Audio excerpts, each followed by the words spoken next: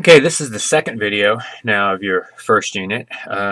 Basically, what we've done so far in class is we have kind of gone through and talked about what is government. We talked about what is public policy.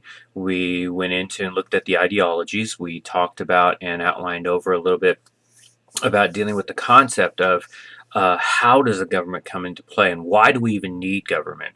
And so we talked about all those kinds of things. And now we're going to get a little bit more specific as kind of where we finished up on your last class time there in your first video was talking about the different kinds of governments that are all out there, and there's many different types.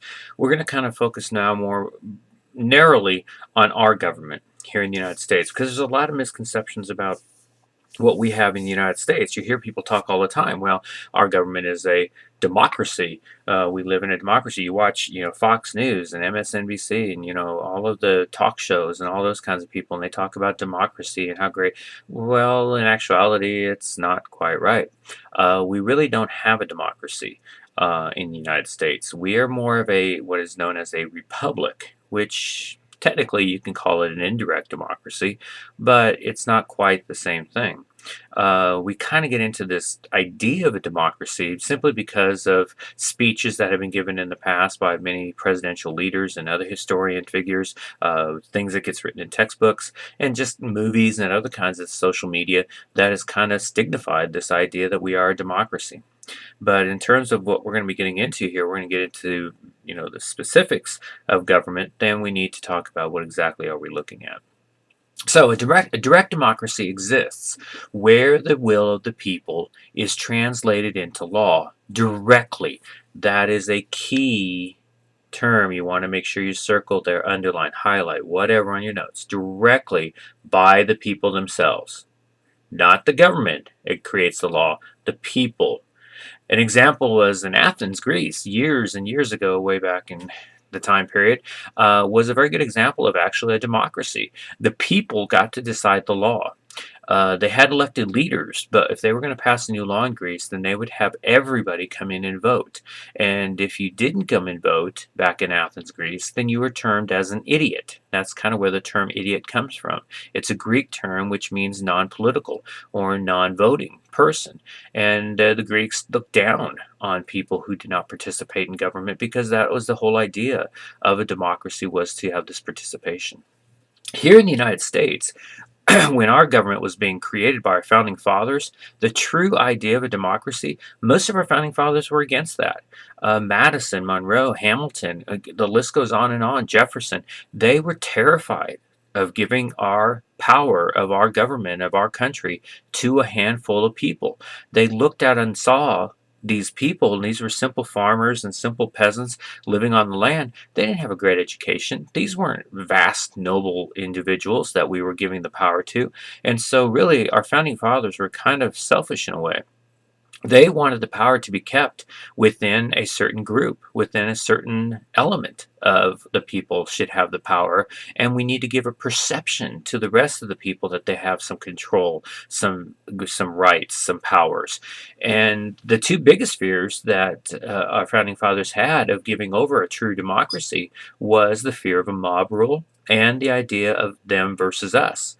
And the us at the time was back with our founding fathers. You got to remember, most of these people were upper class. We're talking very high businessmen and lawyers and very high noble esteemed people that were our founding fathers.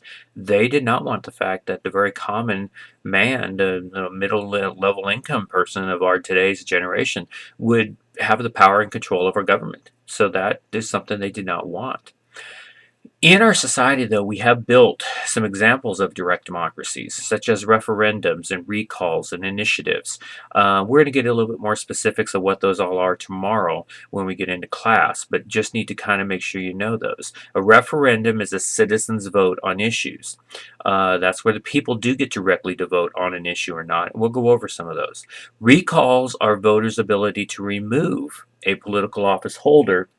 And the last one is an initiative, and that is where proposals are used to create by citizens to activate government. And again, I'll go over some examples with you tomorrow.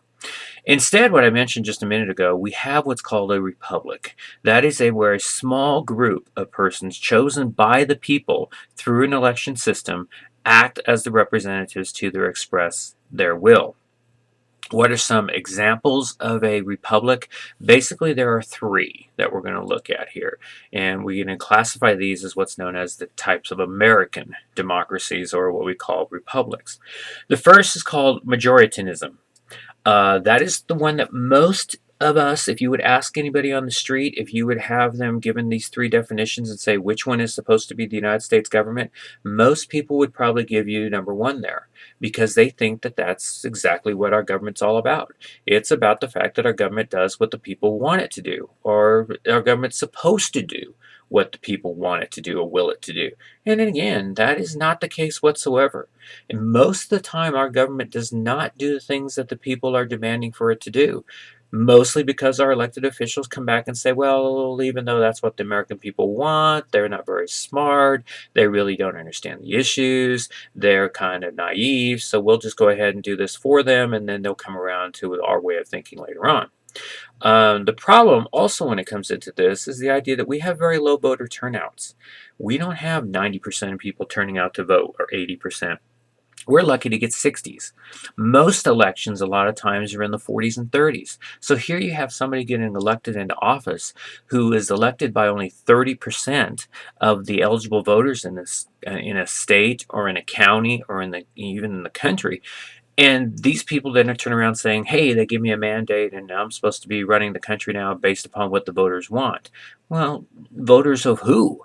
In this case, the majority that is actually running the country is being done through a minority, because the most of the people don't participate, and that's a horrible thing. So instead, we really have two types of democracies, either elitism or pluralism. And again, tomorrow we're going to get into a lot more depth about this and stuff. But basically what you want to make sure you know about the two is that elitism is a society ruled by a small number of people who exercise the power for self-interest. That's the key, self-interest. It's where the people, small group of people, are basically controlling things for the purpose of their own interests of control. They want to benefit from that power control. Not just one elite group, but many. There are many elites out there. And elitism is a type of democracy where you have these small groups of people that are organized together, such as the Tea Party, or you could get into even the Democratic Party or the Republican Party. Okay. And basically they are out there for the purpose of trying to better themselves and to improve on their lives, not so much the betterment of society. Pluralism is where you have group interest. This is individual interest, this is group interest that represents the individual. So what you have here is you have those groups out there like the National Rifle Association, or you have the pro-life choice groups, or you have the groups out there representing the truckers, or representing the teachers, and representing all these different unions and all these different types of organizations that are created out there. And the purpose of these groups is to try to betterment that of the person. So they're struggling to try to gain benefits for its members within the group. So that's a different type of a way the power is being looked at here. Instead of the group trying to benefit itself, they're trying to benefit most of all, but they're doing it through their own control or their own power of that. And again, we're going to talk a little bit more about these as we get into them tomorrow. Watch a couple videos on them and stuff. But you do really need to make sure you get the idea of the difference here, because the fact that in the United States, it is a very unique situation about what kind of government do we actually have here, and how does our government actually work. Okay, we're going to stop the video here for this one. Then you're going to go on to do video number 3. Okay, so you need to also be watching video number 3 here and writing down the information. Make sure you're getting down information not just from the video, but also if you need to re-listen to the video and get down some of the stuff that I've been saying, because it is going to be on your test as well.